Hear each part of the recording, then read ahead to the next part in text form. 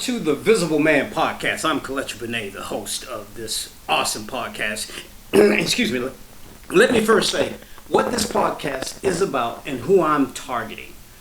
It is about education, informing, and uplifting us. When I say us, I'm talking about black folks. Yes, I'm being specific. And the targeted audience are people that look like you. Now, today I have, and I'll let each person introduce themselves. I am so grateful that these two gentlemen agreed to, on a short notice, to come on the podcast today, because we're going to talk about things and what we're talking about is going to be everything related to us as black folk. Now, let me say this first thing first. What we're going to say, you may not agree with, and that's okay. However, what I ask of you is listen with an open mind and then go back and do some research behind what we're saying, because I want you to be informed. Don't just take what I'm saying and what we're saying as the gospel. Go and do some research with through sources that are credible sources to say, well then, okay, these brothers know what they're talking about. Then you go on from that and share with others that look like you. All right, Bill, introduce yourself, my brother. Yes, sir. My name is Bill Gibson, and I'm a lifelong Greenville resident. Presently, I'm the founder and director of a community-based addiction recovery and reentry organization called the CARS Project. CARS is an acronym for Community Addiction Recovery and Reentry Services.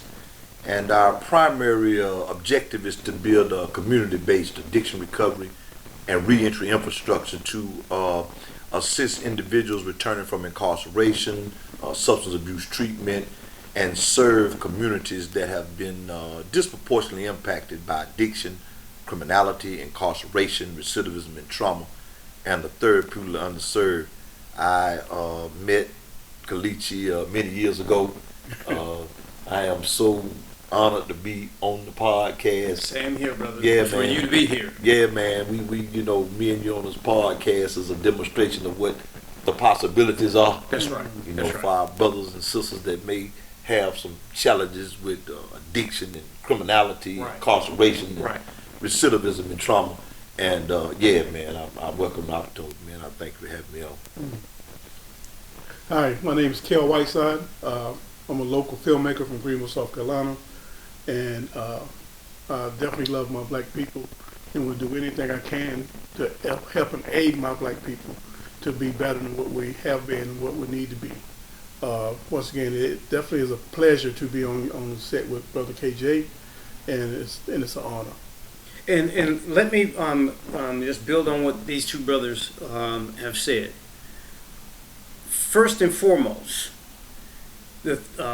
these two brothers and myself, we've lived life, and right now we're not going to define that, because that's not the purpose of this particular podcast. In a later podcast, we'll talk about that.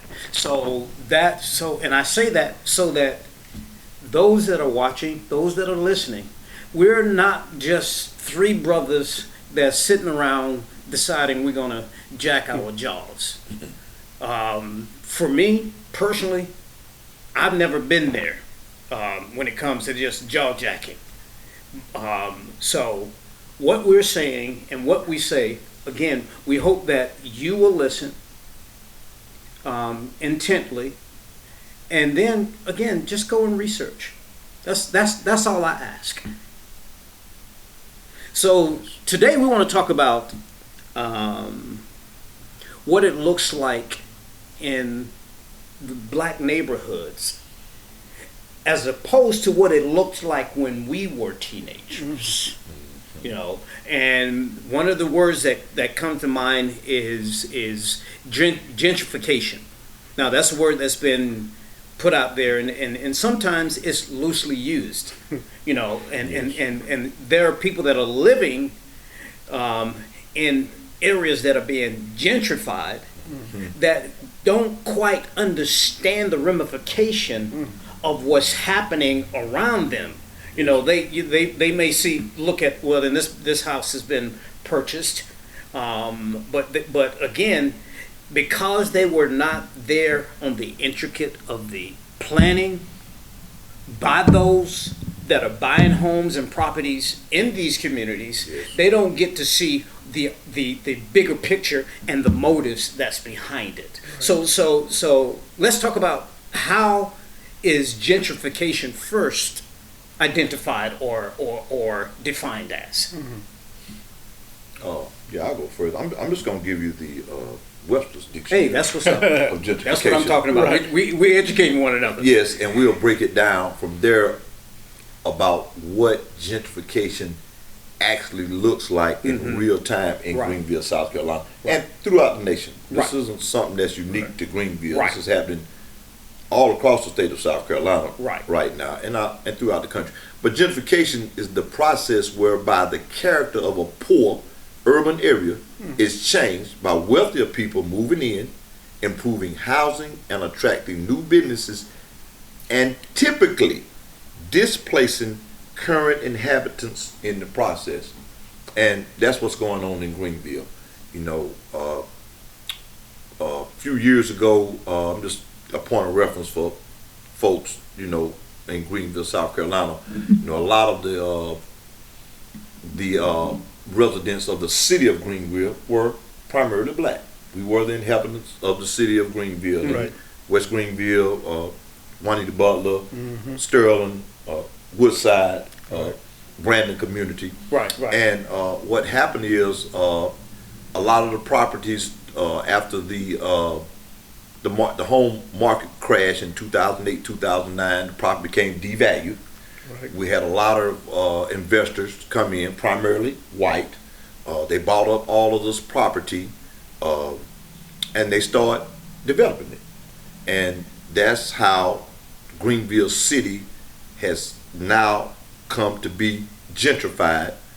The original inhabitants of these communities have been displaced, and that's a whole nother lot of levels of situations that affect poor and minority communities. And now what we got going on in Greenville, we've got and I showed the brothers this on my phone, I got a notice from a lady I deal with in housing, and in a community that just a few years ago you probably could have rented for $600, they want $1,500 for this house.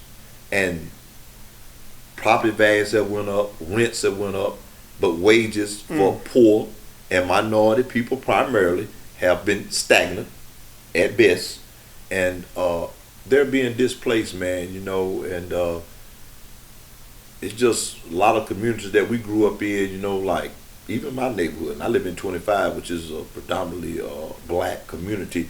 You know, even the services of those community centers aren't what they used to be. Like, you know, when we came up in Mount Pleasant, we had football, baseball, basketball. None of that now. This was the first year that I can remember riding by my recreation center, and there aren't any youth football teams out there practicing. There are soccer teams out there practicing. Yeah, you know, there are soccer teams out there practicing. And it's just like, you know, not only did we lose our property, you know, we even lost services that were associated with our communities. And it's impacting the youth, man. That's why I think a part of the reason that crime is so up for youth in Greenville, South Carolina, you know, when you look at the numbers of black youth compared to their white counterparts, black youth are 5 times more likely to have interaction with DJJ and be sentenced to a DJJ facility, which was kind of not as bad when we were kids, but, you know, it's at an all-time high. College and career readiness for black students in Greenville County is one of the lowest in the country. As a state, we're 43rd, but when you break that number down relative to black students in Greenville County, it's even higher. And yeah, man, and I look at it, and I'm projecting, but I don't see an end to it. And I don't see black people really doing nothing about it, because you would think that maybe it's happening so subtly to them, but to me it's not happening subtly.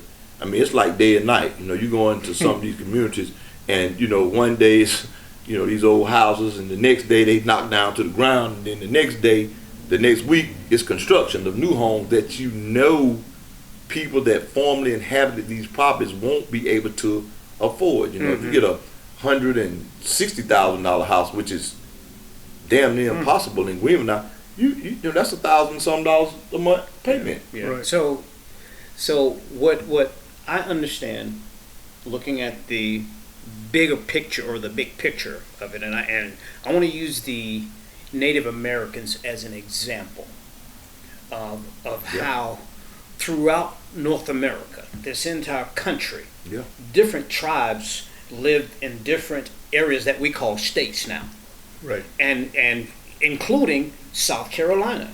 You know, these were tribes.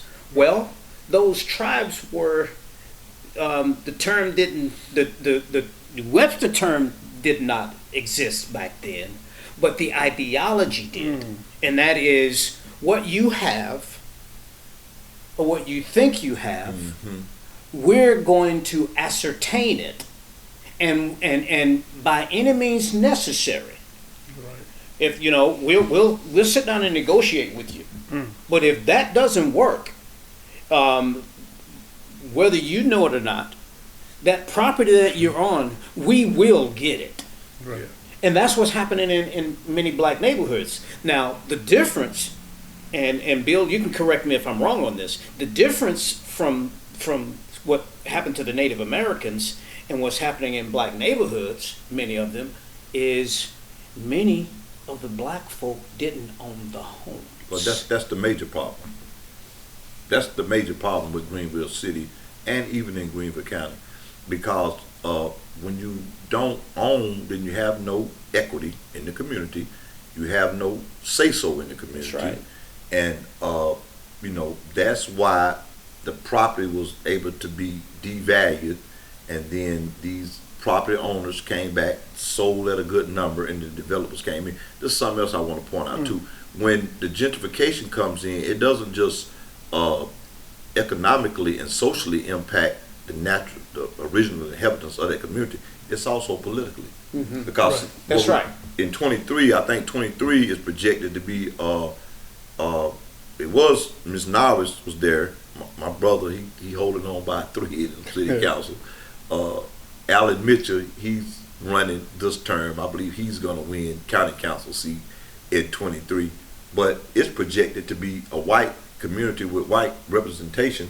And what I mean by white representation, Republican representation, Right. which doesn't represent issues that are relative to us in the way that they should be. Right. And so, you know, we got the economical, the social, and the political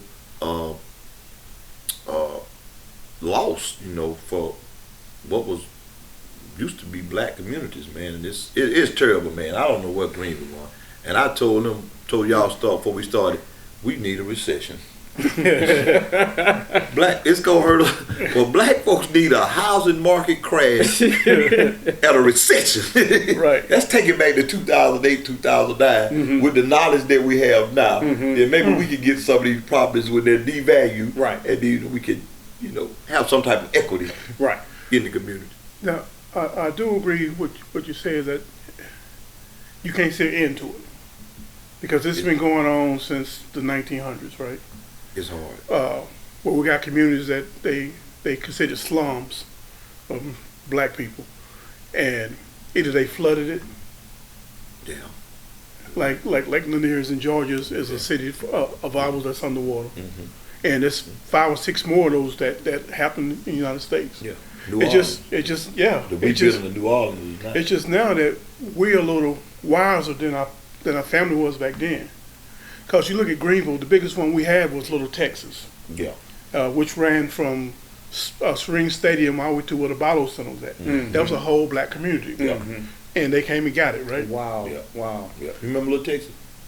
Behind the Auditorium? I didn't know that's what it was called. Yeah, that was Little Texas. The Imperial Motel in Yes. the neighborhood right there. Yeah, that Yes. was Little Texas. That was all. That was I all remember us. having a conversation with my dad, and he said that many years ago, down on Pendleton Street in those areas, those were black businesses. Yeah, that was all and, black. and also had a black bank Wow. in Greenville. Wow. Pendleton Street, Spring Street, all black business, and Broad Street. Right. Now Greenville City, I know the Jamaican restaurant. Right? Yeah. Yeah, kind of, sort of, And I think it was a guy with a clothing shop downtown, brother. But I don't know of any black-owned businesses. Right. So with all of that and underneath it all, yes, money talks, Right. and we understand that living in a capitalist system, and not that I don't have a problem with the capitalist system. There are some things about capitalism I do have a problem with, but living in a capitalist system, bottom line is it's all about the money, and those that don't have it, although they may have the biggest voice, if they don't have any money, then it's like, well, then, hey, I want a seat at the table. Well, what do you have to offer besides your issues? And if your issues, if attached to your issues, you're not bringing any money to the table to negotiate, then yeah, you got a seat at the table.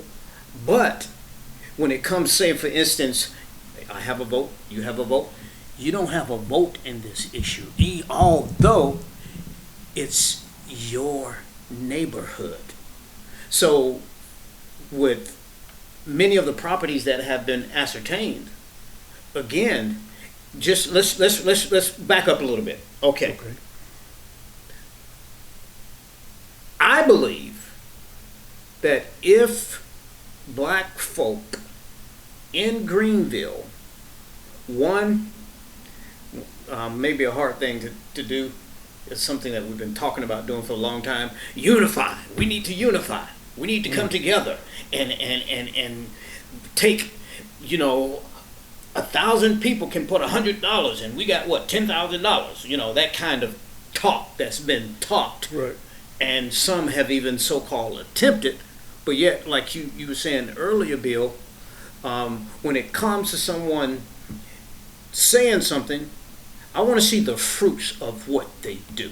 You say you're an advocate for this. I want to see the fruits. Are you really helping the people that you say you are representing? So again, it goes back to put money on the table. I don't own the house. Right. I'm renting, and my rent is going up, and I can't even afford the dump that I'm living in, and the rent is going up. Or someone comes and buy the house because it's been depreciated, and then I have to move out of the house. I don't have a choice. It's like, well, then where do I plan to go? Like they say about being at a party or a gatherings, you don't have to go home, but you got to get up out of here. Right. So I got a quick story on that I'm gonna elaborate on your point. But a couple of weeks ago, I did a live, and it was about affordable housing in Greenville City, and my focus was Oscar Street. Our esteemed County Councilwoman Lily Bar Fleming, she lives on Oscar Street. I saw that. At 20 something years ago, I came home and I saw her house. That house that's over there now. Back then, I estimated it probably was like a $400,000 or $500,000 house back then.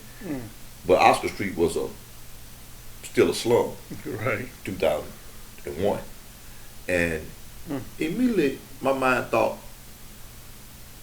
they must got other plans for this community. Nobody builds a $500,000 house on Oscar Street in 2001 unless you know that these other $50,000 and $30,000 and $60,000 houses getting ready to be knocked to the ground. So that was my point of reference. And my live, I showed her house. I talked about the value of her house. It's like $950 now, and they have a piece of land across from her house, which is about I'm gonna say about 10 acres, and they've got a sign on it that says this property is reserved for affordable housing. I went up the street, and there's another development right on Hudson Street. Them condos, parkplace on Hudson. Right. The last two that sold, one sold for like $850, one sold for like $930, one sold for like $960. These $1 million townhouses. Right. And so I was juxtaposing the value of their houses Right. against what affordable housing is now in Greenville. Right. Wow. And I was just going throughout the city of Greenville. But anyhow, I got over to Sterling because I was riding. I was just showing, different communities and how they were actually in real time being developed and gentrified. And I passed by a guy, white guy. He was running with his dog, and I was being kind of sarcastic when I passed him. I had my camera. I was recording, and I was like, "Hey, bud!" And so I rode on through Sterling. And when I got on the other side over on Short Jenkins, about to get back on Anderson, he was turning on the street running with his dog. So he was like, "Hey man, what's going on, man? What's that?" I said, "Ain't nothing happened." He said, "You recorded me?" I said, "Yeah." He said, "Why?" I said, "Because you're Exhibit A in the in some information that I'm documenting." He was like, "What you talking about?" I said, "I'm talking about the gentrification of the Sterling community." I was in Sterling at the time, and he was like, Let's talk. So anything, one thing led to another. Wow. But the point I'm making is that he told me, I don't think my neighbor likes me. He said, because the house that I live in now, he used to live in. He says he lives across the street from me. I said, so you're telling me that you live in the new construction that was once his house. He's had to move across the street to the house that is still dilapidated, for lack of a better word. I mean, that was such of a wow. Oh man! But this guy, believe it or not, he was kind of empathetic to his situation, and he gave me his name and he volunteered because I told him we want to try to start doing some things in the community with financial literacy because he's a finance guy downtown. He told me what his profession was, but I'm just using that example to show how you've got people that once occupied these homes in these communities that now they live across the house in a dilapidated house, and it's only a matter of time. A matter of time before he, gets out of there, and it's just,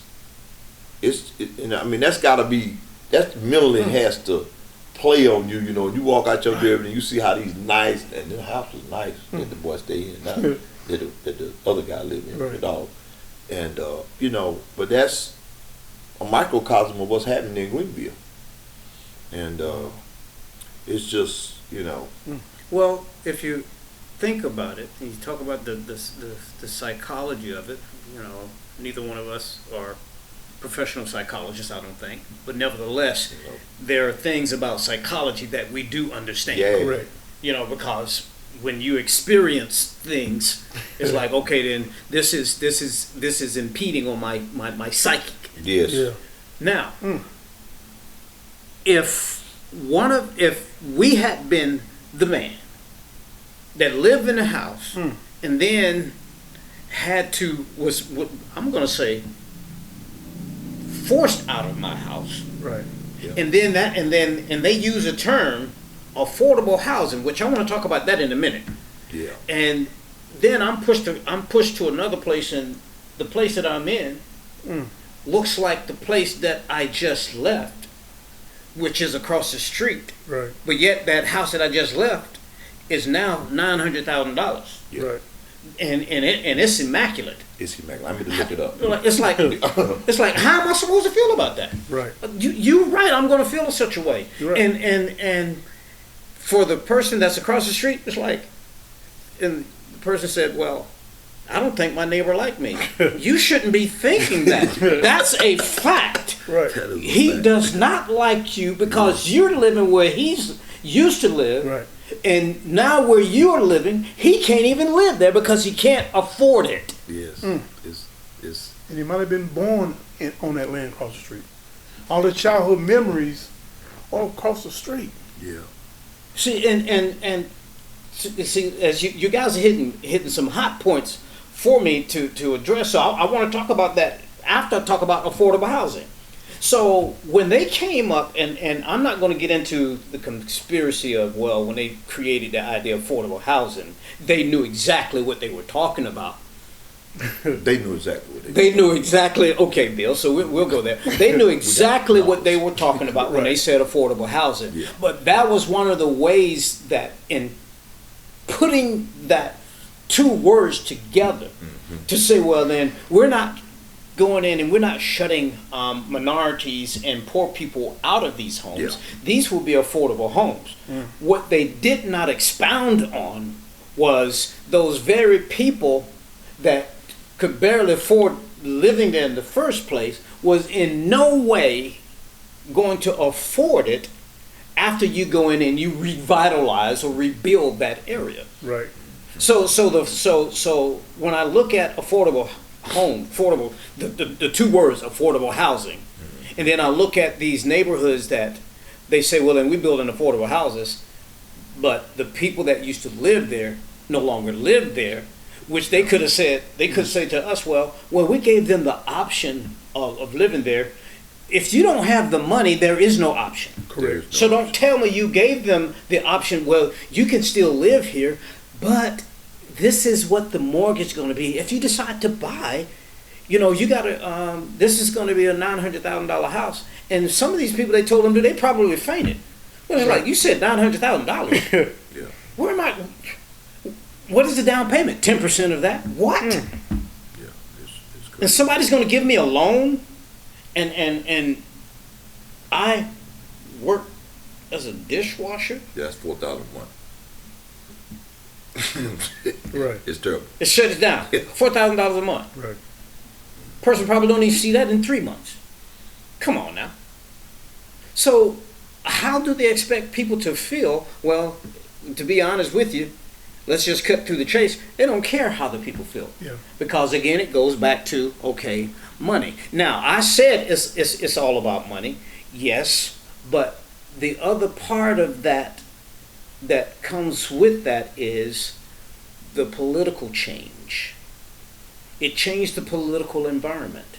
Right. And when the political environment changed, the representation that this community didn't have, that was Sterling and Woodside, the representation that they didn't have, that they needed, now that area rebranded, renamed, now they get representation when it comes to tax dollars and schools and, Right, and right. streets, and you have it that they didn't get before.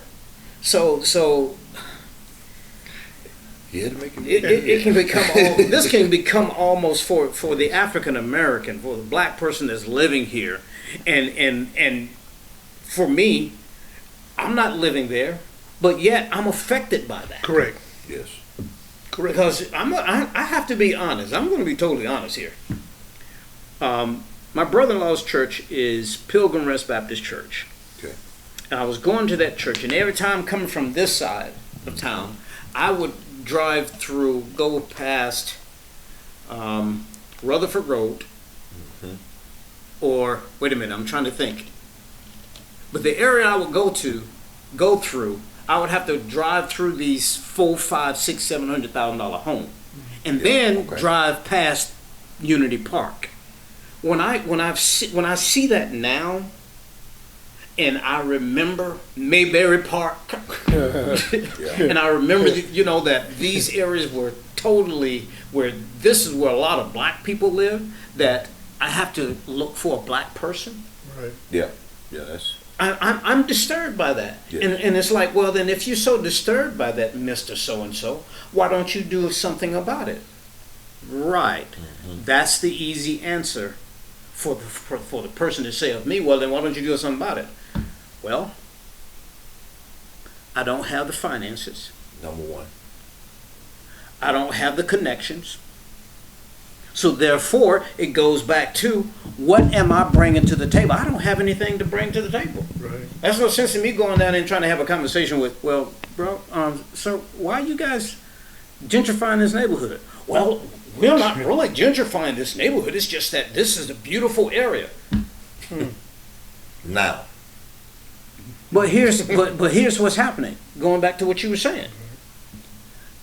A lot of history, when it comes to black folk, are being erased. I remember my dad was talking about Sterling, and how Sterling was the premier high school for black people. Man. Black And excellence. exactly, and that's what they were producing out of that. And where is... Sterling is if the people Right. who graduated from Sterling don't keep the name alive of Sterling, Yeah. Right. it goes away, and eventually it will, because the next generations like, I don't care nothing about Sterling, Yep. right? Yep. Disconnect. Right. As you were gonna say, Bill. Yeah, they old too. The older people. My mother went to Sterling. See, my dad. Yeah, graduated in 1946, and I think 1971 was the last year that Sterling was up. I think it burned down. Right. It was burned down. Yeah. Right. In 71. But yeah, man, kids, they have a disconnect with their history. They're apathetic to their history. They don't understand the connection. They can't connect the dots. A lot of the leadership is out of touch with Right. kids. That's why I think people like us have an opportunity to be impactful with these youth, because they need to hear our stories. They need to understand what the possibilities are. Because for a lot of them, man, they done gave up hope, man. That's right. Yeah. They have actually. I'm talking to these youngsters, man. They don't even Wow. see a viable option other than selling dope or some criminal or scamming or it's bad. It's real bad.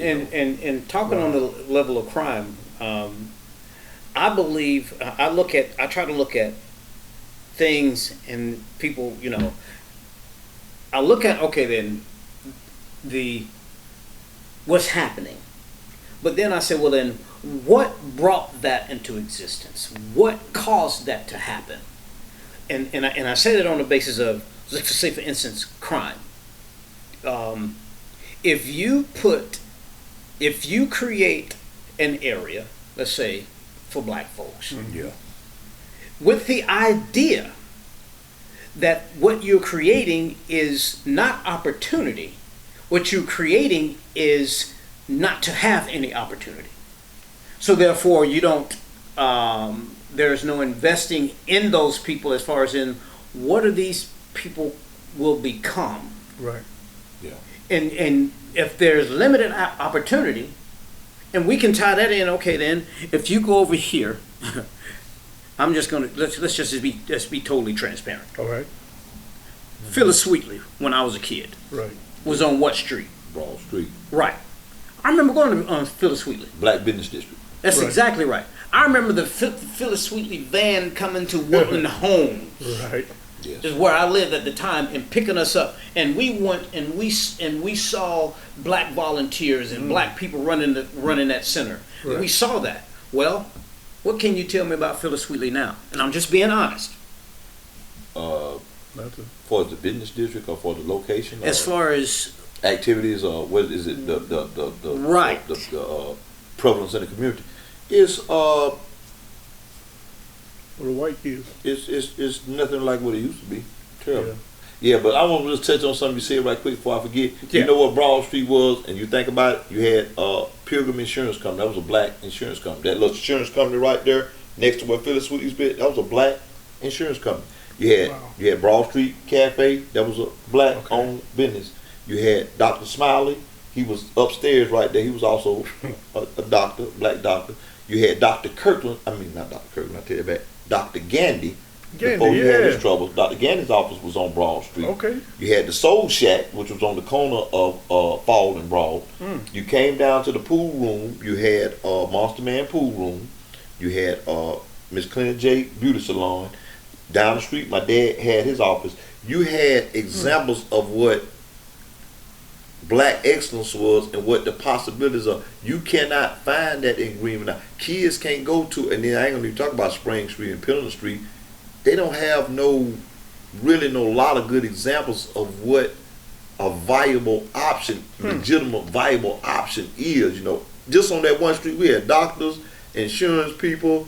Can't think of no lawyers that was on Broad Street back then, but it was lawyers used to come through there. Right. I remember being in the pool room. Duke Acker and lawyer Bishop used to come through there, and these kids had examples. But now, man, it's just like it's non-existent There's no hope. to some of these kids.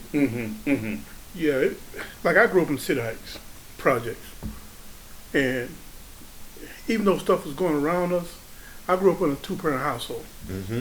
So, and a lot of kids in St. Ike's, their dad was in the house with us. Yeah. So it made us more conscious on going out and become men and giving back to the community and what we expect. Now they don't have that. I go to St. Ike's now, it's young kids in their 19s, 20s with single parents homes. Yep. And the government is giving this money, you know, and you can't have what in the house? A man. A man. That's right. Yeah. So how can these kids go out and find hope and strength if they don't have a man around them? Yeah. Yeah. You know, and even there was drug dealers back then, but drug dealers never let us young kids be around it. Yeah. If there's a word to say, there was morals in the dope game back then. Yeah. Hustling with a righteous intention. Yeah. Yeah. And then they'll give us a little money to go to the store, you know, to get milk and sodas for them, Right. and just put money in our pocket so we'll feel good about ourselves. Right. Now the drug dealers put the young kids on the block because they know the young kids not going to get a real charge. So now we got cowards running our neighborhoods. Yeah, it's true. And when men like us come in, who trying to help them out, they think that we are, sadity? Well, take different black men that have gained wealth or riches, because these two are different, and have gone back to their neighborhoods. Tipsy Russell? Nipsey. Nipsey? Nipsey Russell. Okay, thank you. That goes to show my level of knowledge when it comes to the rappers, right? Nipsey. Nipsey Hustle. Russell. See? Hustle. Yeah, guys, so you want Nipsey Russell is the actor.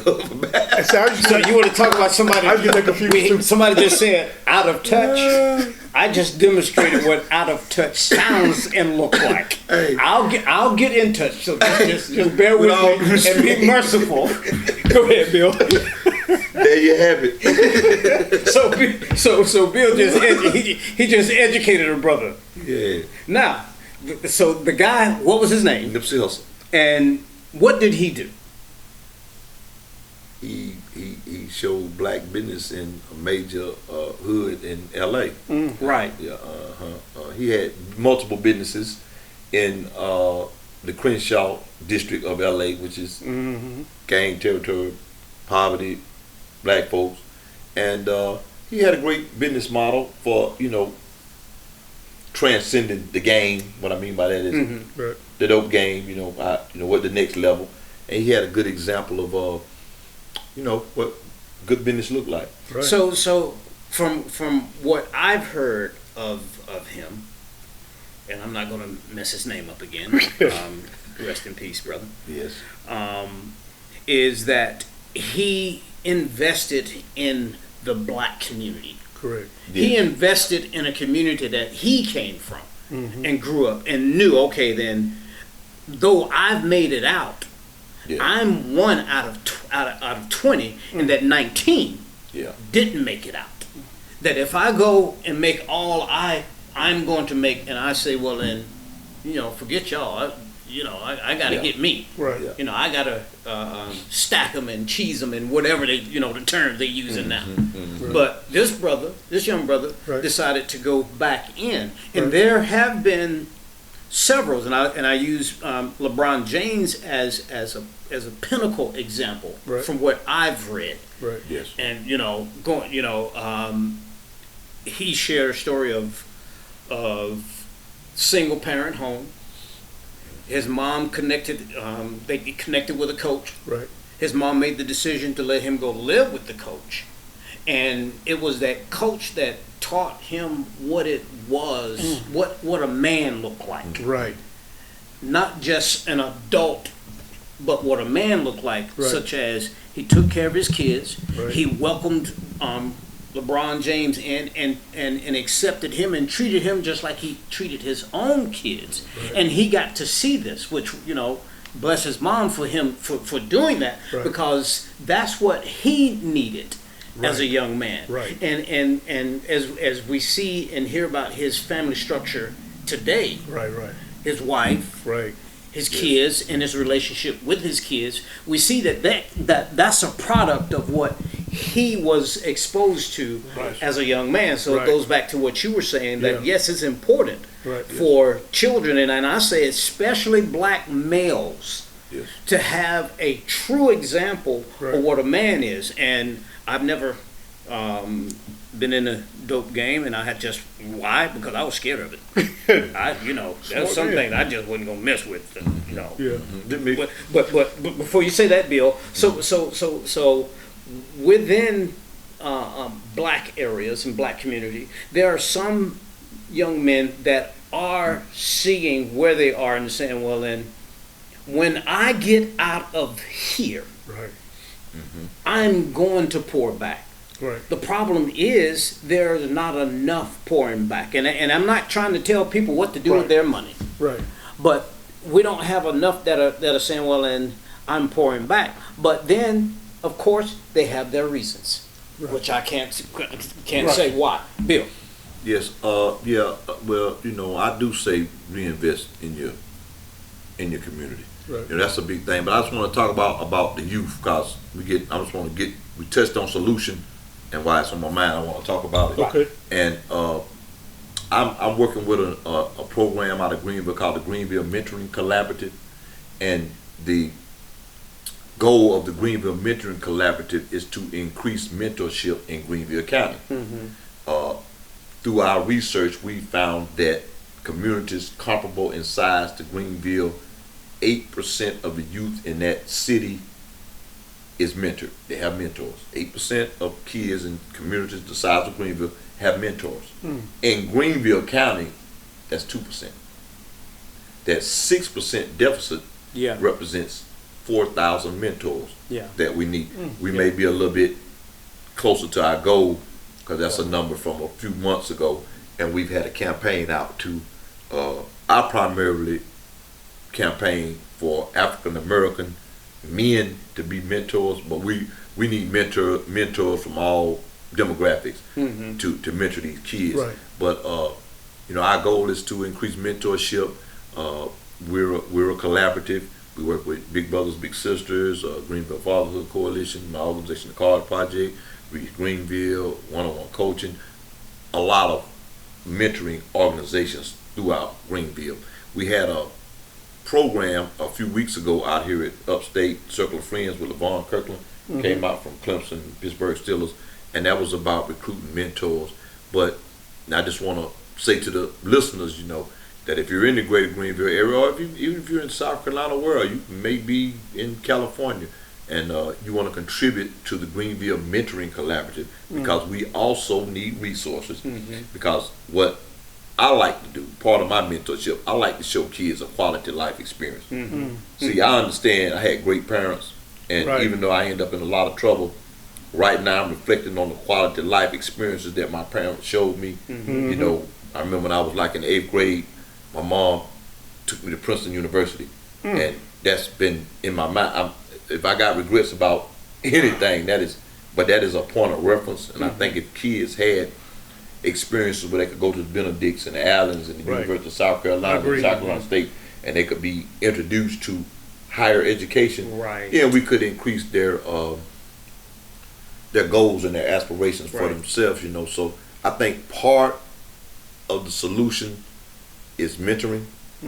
We've got to increase mentorship in Greenville, and then the second part, and I hope we can get into it before we stop, is a program that I'm starting that's about financial literacy. Yes. And we got to start with the youngsters. Right. Because this problem is generational. Yeah. Money, we don't understand money. Right. We don't understand the value of money. We don't even understand our buying power, how we can come together. Yeah.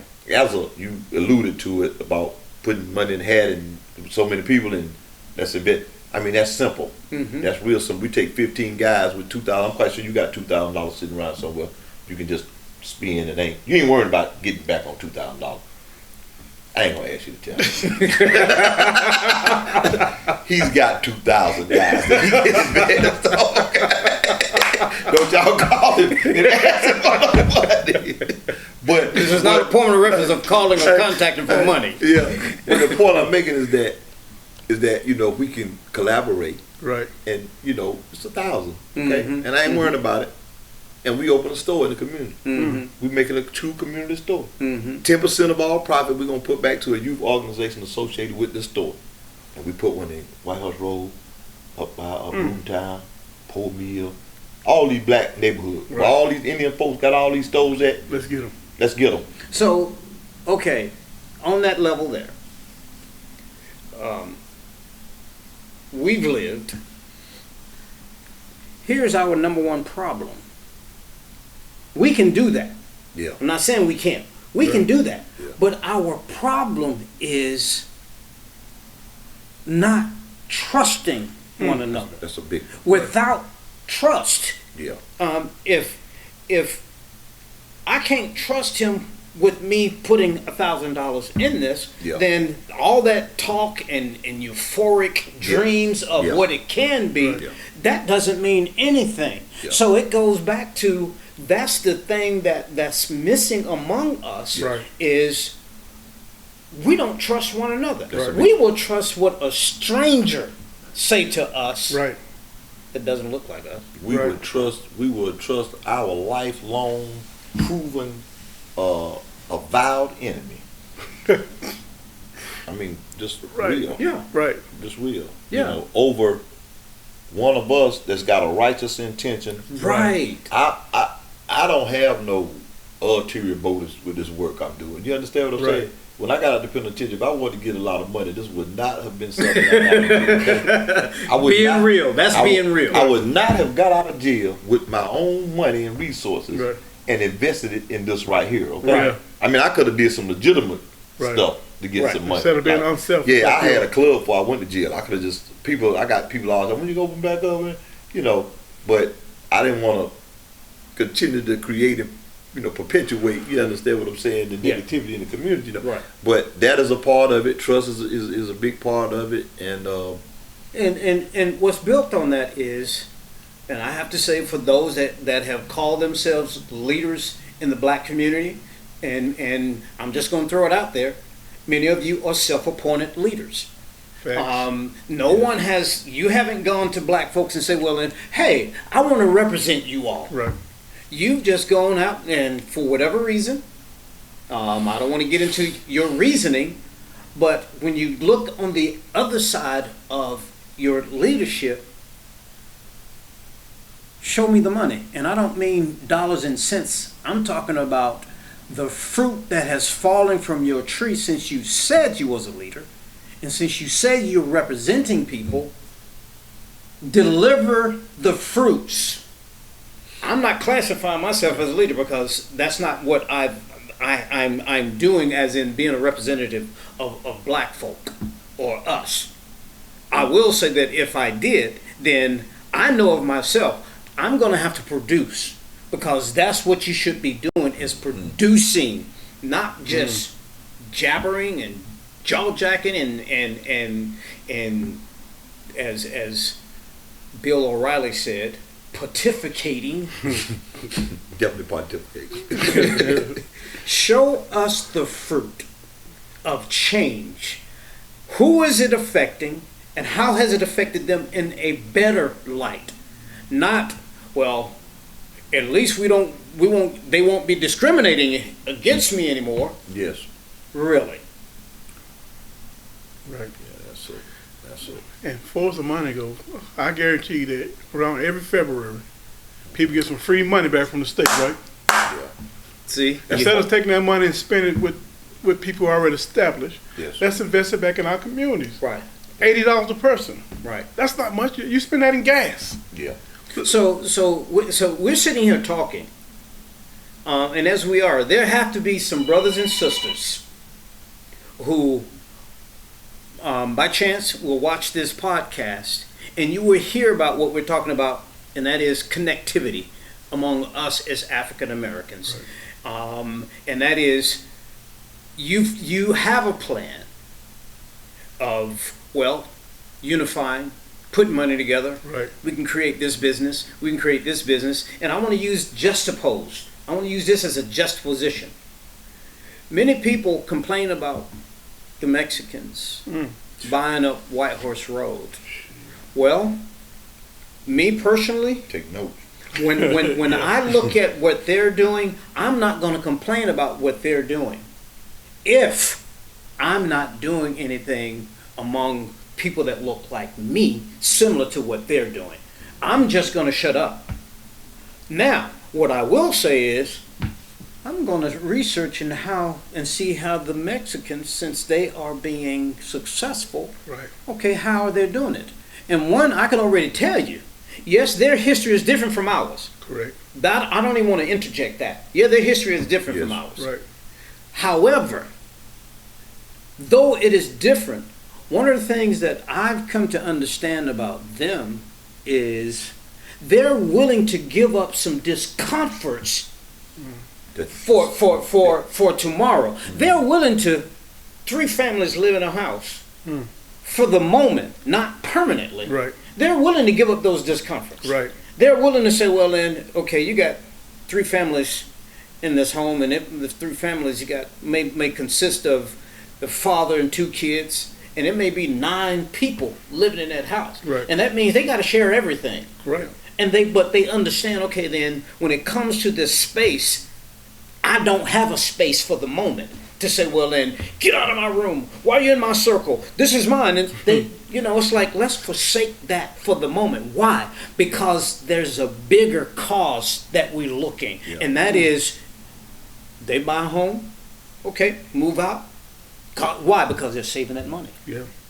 And with us, I'm just going to be honest. With us, the idea, if you interject the idea of 3 families deciding to say, hey, this is what we're going to do. We're going to rent this place or get this place, and all of us going to live in this place, and it's going to be communal for a while. Right. Why? Because eventually, with you not wasting your money and buying rims and systems, I'm getting into somebody's business, and $3,000 paint jobs and $5,000 system to put in your vehicle, you're taking that same amount and you're investing or saving it. Why? Because I'm going to buy a house. Right. And that's where the generational wealth comes into play, is when you own something. Right. If you don't own anything, they can say, well, then you have a voice, one vote. Well, if you don't own anything, Right. if I don't own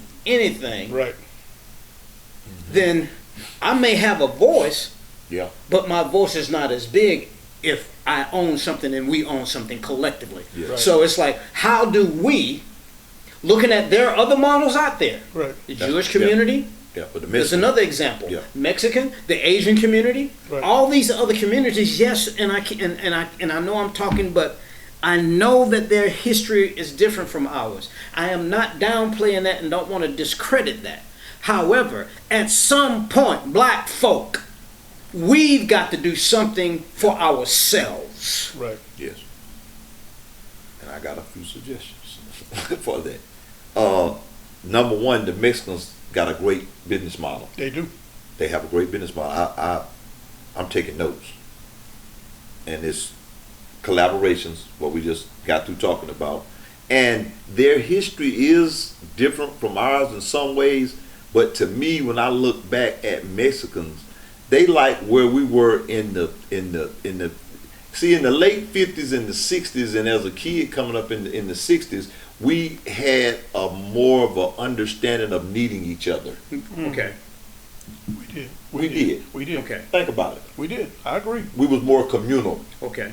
We were much more communal. As to the reason why there were many Black Wall Streets that Yeah. existed throughout the United States. Right. That's why you had Spring Street, Black Business District, Pendleton Street, Black Business District, Broad Street. We shopped, we understood, but we was chasing this idea of freedom to access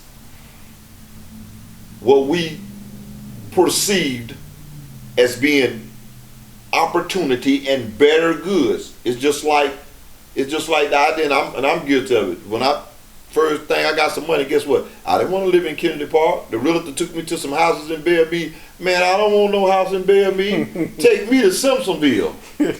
This was like early 2000s. Take me to Simpsonville. Right. We perceived this as being better, to be able to integrate with white folks, and we devalued the communal power that we had. And so that was a part of it. The second part, and I was listening to a brother just yesterday, and he was talking about when people are able to really achieve success, they acquire the trappings of success. That's why and I'm guilty of it. Coming up in the game and with a little money, guess what? I wanted a new car with some rims on it and a big system, and I wanted I used to wear gold chains and jewelry and rings and everything. Ain't had $30,000. That's nothing in the realm of money. Right. And so when you don't have success, then you acquire the trappings of success. That's a mentality. My thought is that we have to, man, I got a program I call the Life Project, Lessons in Finding Empowerment, and it's a financial literacy initiative. And we got to start with kids first, where they can start understanding the value of the dollar. They can start understanding credit. They can start understanding saving. They can start prioritizing purchases and put more back. Because really, if you think about it, and me and you talked about this before we started, my education with money came through trial and error. Mine too. The first house I purchased, I was at 9%. 9%. That's outrageous. Yeah. But I was so hungry to get it, and this was the opportunity that was presented to me, so I jumped on it because I was financially literate. I didn't know. So that getting that at that time and at that APR, in your mind, this is great at that time. That's well, what was great to me was I'm gonna own a house. Okay. I'm gonna be a homeowner. Okay. Right. I didn't even think that. Guess what? 9%, man. That's $100 and something thousand more dollars you about to pay for the house. Yeah. Right. Over the 30. Yeah. You 100. You 100. You about to be 100 more upside down. Yeah. Right. I didn't, because I was financially illiterate. I didn't know. When they were saying, well, a good rate is 3.5 or maybe 4, and then they said 9, and I was like, shoot, that ain't number double. At least it ain't 30 or 40. I didn't know. So I think financial literacy initiatives in our community. Right. I think what I call the Life Project, a financial literacy institute. And when I say that, I ain't talking about nothing big, and I'm just like, we could just take like a house, and we could have kids come through on different like kids we deal with in a mentorship, and we start them out from basic stuff. And part of my program is we've got a curriculum on basic financial literacy, and then we've got an entrepreneurial part of the program, a t-shirt business. Right. Dude was selling a t-shirt business on Facebook, and I got it, bought it, got it sitting at the house now. So now we're gonna make t-shirts. Right. I got a brother that's donated some recording equipment. Right. Gonna donate it. You finish the curriculum of the Life Project. Now you're able to participate in the entrepreneurial Right. part. But we gotta have, man, we need thousands of these across the country. We need a few of them, and it don't really take much to get started, you know? And so that's something that's forthcoming with the Cards Project. And I just wish other people could get that mindset, and we can start training these kids about the value of a dollar. And then I think at some point we're going to be able to get together and have some money and get together and make an investment. Because these days, this is the game back. Like when I was hustling good, you could go to the tax sale and as a one individual and get some houses. You know, because you had a couple $100,000 and you was in business. Right. The new game now is just here. They got collaboratives. These investors, these white investors that's in Greenville, guess what? He ain't got but 150. He got 100. But guess when they put it all together, they got $1 million. Right. And now they got $1 million buying power. Right. Because they're already connected at the bank. Right. See, Mr. Tom gonna deal with Mr. Tom better than he gonna deal with Mr. Willie. Right. And so, these are things that we have to consider and start teaching, man. And I think, we're gonna have to start with the young generation, because Boy, I'm catching hell with these damn grown folks. Ain't Well, and we do have to take into account, the reality of something that people don't like to talk about, and when they do, they're like, oh well, yeah, whatever, and that is the systemic discrimination Oh yeah. that's has been in place, and that systemic discrimination have hurt, not hurts, Hurting. have hurt and continuing to hurt. I'm going to say specifically black folks. Why? Yeah. Because it's already been proven with the systemic racism and discrimination that it has incurred in the healthcare system, higher education, loans, student loans. And I mean, it just keeps it continues. So when you got all these things in here, and here's how I analyze it and look at it. You're a black person, and you want to get an education. You want to buy a home. You want to own a business. There's all these strikes that are against you that prevents you from. And for those people to say, well then, hey, black people are doing pretty good. Who Well, said that? okay, okay, let's break that down. Estimate how many black people live in America? About 48 million? The number? Yeah, Probably a little more. yeah, So 15%, for 300, 15%, 30, yeah, about 45. So you take that and then you break it down. How many of us are adults?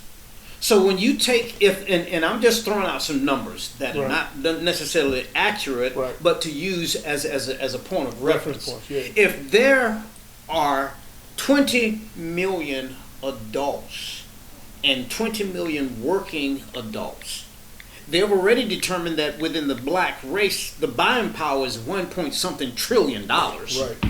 Right. So we know that we have the money. Right.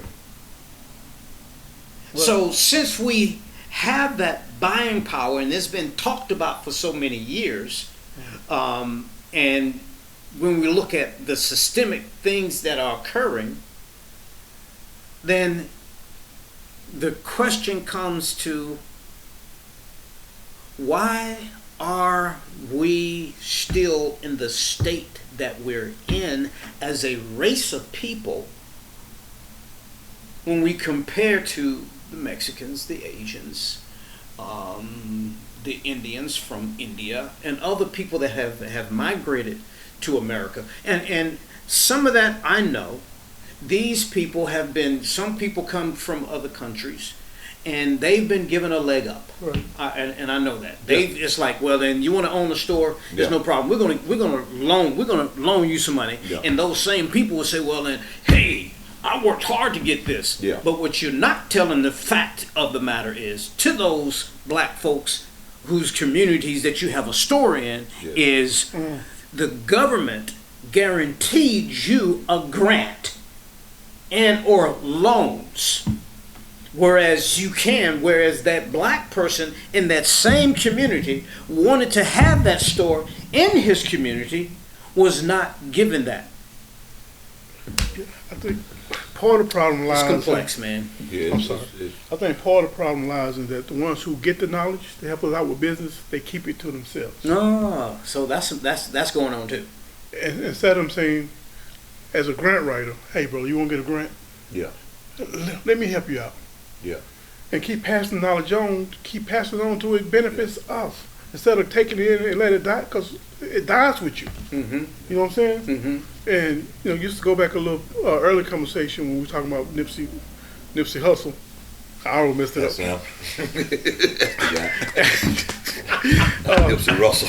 So there was another I guy. don't feel alone now. I had to think about it. So there was another guy called Young Dolph. And just showing how dangerous this game is of them buying our communities. Mm-hmm. That anybody who try to come back and take over and do that for us, they kill them. Because the Young Dolph guy was actually buying these old people houses so they couldn't take them. And they said, okay, We can't buy him out, so the next step is to kill him. So now we have this fate where most of our people now are really afraid to die for our communities. And really you can't blame them because our community is no longer backing them. You know, you think about Dr. King and Malcolm X, the sacrifices their wives and kids made for us, Right. and we're at this state. Right. You know what I'm saying? Yeah, it's dangerous, but you know, to whom much is given, much is required. You know, we say that on Sunday morning at church, But it's real. You know, Monday afternoon don't mean nothing. You understand what I'm saying? And that's a big part of it. Yeah. And, Right. and then even within our communities, we've got sex.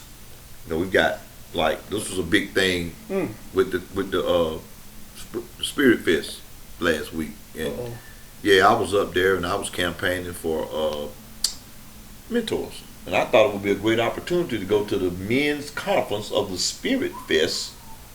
Seems like a good idea. It seemed like a great opportunity. It did. I got 7 names. I got 7 volunteers, and I had to talk 5 of them into it. But it's like, you know, if you're not with us, then you know, then you're going to hell. You know, we can't help you. You know, we can't, and that's a part of it. It's a lot. You know, it's a lot. But my whole ideology of it is that if enough good people like us get together, I agree. and we develop this is one thing about people, not just black people, but all people. But when people see stuff work, they'll get behind it. Want to be a part of it. They want to be a part of it. Right. Right. Right. You know, and so we got to just keep working and putting in the work. And the situation is prime for a lot of these good ideas that's floating around. I mean, it's wide open prime for it. Right. Yeah. But it starts at a very elementary level, and believe it or not, people don't want to start at the elementary level. Everybody wants to start out on. I don't say everybody, but a lot of people want to start out on top. Right. And you know, if the idea is not getting a lot of fanfare, you know. Yeah. But the history of Black America has told us that, you know, everything we did started out as an idea. That's right. We came here in chains Right. That's right. with an idea about freedom. That's right. Worked hard. Everything was hard earned. Ain't nothing been given. That's right. And this problem with gentrification and black displacement and these high crime and all that, it's going to take cats like us in the street. That's why I'm making a big plea today. I'm hoping your listeners, you know, hey man, if you got a pass, that's an asset in this game. That's Yeah. right. Yeah, I'm finding out that's an asset. And that's you know, we've talked about a lot of things today, Yes, we have. but that's one of the things that black men, especially since, and I say the condition that we've been in, situations we've been in, one of the things that we don't get is maybe your past may have been shady. But then I'm going to say, who hasn't? Right. Because, say for instance, the person let's we weren't going to do this because I wanted to really do this on another podcast, but we can at least introduce the idea on the next podcast. See, I'm talking about the next one. These guys are already going to be a guest on the next one. And that is for black men who have done time, been in the penal system, parole, probation, or whatever. You fit into a category. And that category is not a negative category.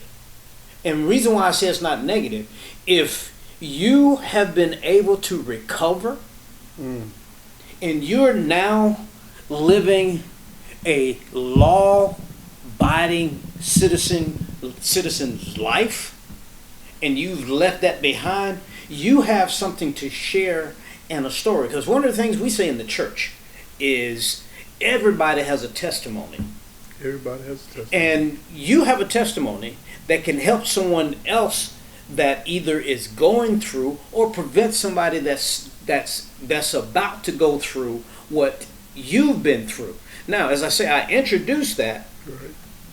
but as we're coming to a close of this podcast, I want to introduce that as an idea that the next time we meet, that's one of the things that I want us to talk about. And there may be some other brothers that may be included in this, where we need to talk about it.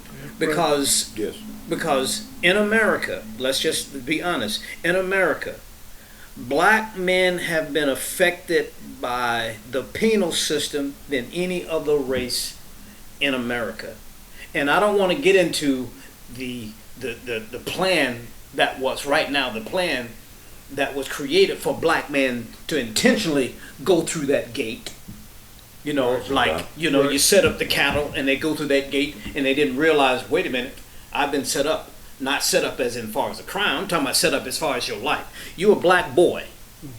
Well, the potential of your, as a black boy, eventually going through the penal system is, I would say, without actual numbers, 90%, because that system has been in place for such a long time. And here's the thing, those that created it has mastered it.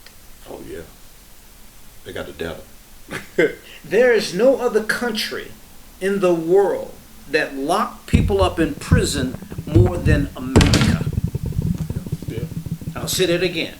There is no other country in the world that have people in prison than this country right here, America. And we'll have Bill and Kel come to their closing as we close out. So Bill, Kel, and then I'll just close us out. Yeah, man. Yeah, in Greenville County, black young men are 5 times more likely to be incarcerated than their white counterparts.